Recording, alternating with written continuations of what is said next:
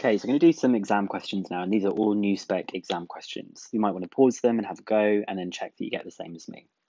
So this one says, prove from first principles that the derivative of 3x squared is 6x. So let's go straight in. F of x here is 3x squared, and we're trying to find out what f dash x is. Now the formula, f dash x is the limit as h approaches 0 of f of x plus h minus f of x, all divided by the height. You're going to get bored of writing limit as h goes to 0, but you do need it in there. So it's 3 lots of x plus h squared minus 3x squared. That's subbing in x plus h and x into f of x. So that's the limit as h approaches 0. I'm going to do some binomial expansion here. So it's going to be 3x squared. You then have 2xh. That's being times by 3. So it's going to be 6xh. And then you're going to have 3h squared minus 3x squared, all divided by h. The 3x squared and the 3x squared are going to cancel. So we get the limit as h approaches 0 of 6xh plus 3h squared, all divided by h, or you can divide each of them separately by h. It's the same thing. So what we get left with is the limit as h approaches 0 of 6x plus 3h. Now when h becomes 0, we just get left with 6x, because this whole section here is just going to disappear. And that's what we needed. So the mark scheme doesn't necessarily use this language, but it's the language I like to use. So first of all, you get a mark for doing this expression, you get a mark for the expansion, and then you get a mark for getting all the way down to this simplified bit here, and then you get a last mark for saying that 6x is the result. Okay, we're going to do another one that has got differentiation from first principles, which means we need to use that same formula as before. Apart from this time, they want it at a specific point. So this time, x is equal to 2. And this is our f of x that we've got here. F of x is 4x squared minus 5x.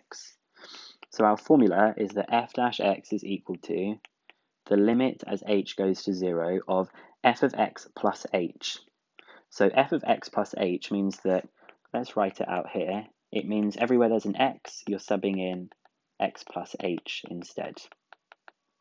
So it's going to be f of x plus h, but we know that x is 2, so now anytime there's an x, I'm going to say it's a 2.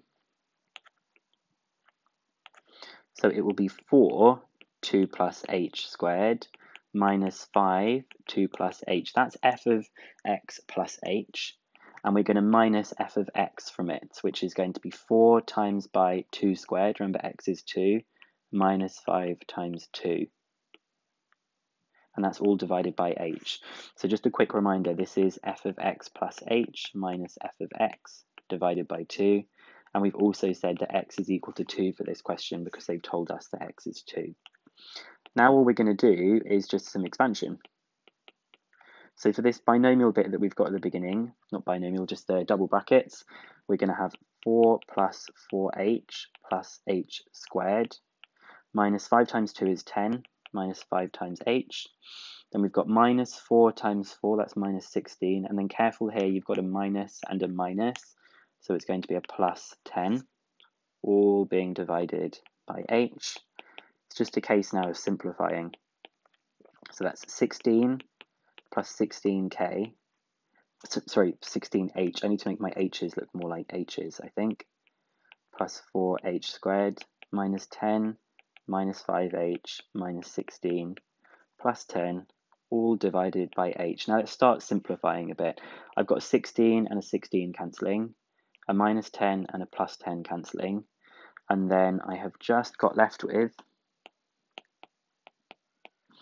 a 16h minus 5h, that's 11h, plus 4h squared, and they're both being divided by h. You can either divide the whole thing or you can divide them separately, like this.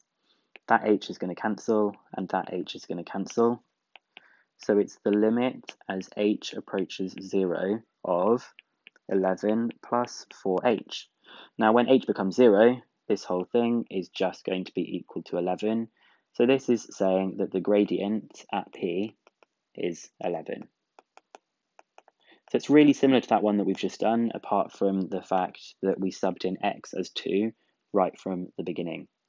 So you get the marks here for what we were just talking about, basically, of doing this from first principles, but they're doing it as coordinates. I prefer thinking of it using first principles with, this was the line that we've got at this point, and you get 3 marks for getting it all sort of sorted down to this bit, and the fourth mark, sorry, 1, 2, 3, the fourth mark is for, there's 4 marks for getting to this stage, and a 5th mark for actually taking the limits and saying that it's equal to 11. So this one is a pretty easy question. It's just a 6 marker, and I'm going to pause the video and do some separate ones.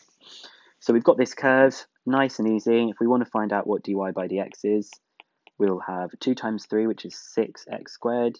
You've got minus 2 times the power of 2, which is minus 4x, and you get minus 2 like this. 2 easy marks, super easy. Now we want to find the range of values for x for which y is increasing. I want to know, when is this an increasing function? Well, increasing functions are when dy by dx is greater than or equal to 0. Don't worry about too much if it's greater than or greater than equal to. Either of them are accepted. So what I want to do is make 6x squared minus 4x minus 2. I want to make that greater than 0. So that's dividing everything by 2. 3x squared minus 2x minus 1 is greater than 0.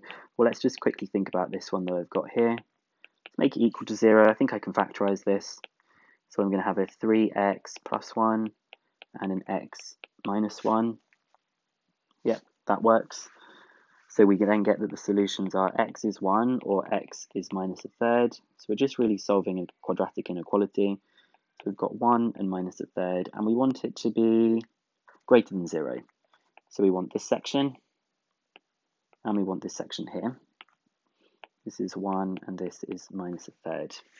So in set notation, we want it to be the values of x such that x is less than or equal to minus a third, or we want it to be x such that x is greater than or equal to 1.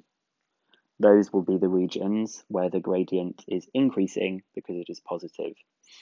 Let's check that we got this right. So we got the 6x squared minus 4x minus 2. You get a method for saying that it's greater than 0.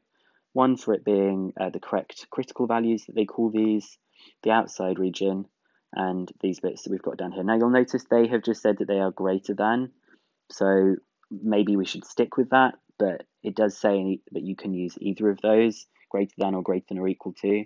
They haven't quite decided on which one they're using for that definition of increasing. So if we want to be safe, let's just say that it is greater than rather than greater than or equal to. Always good to check the mark schemes for stuff like that. Okay, we'll have a look at some other ones in just a second.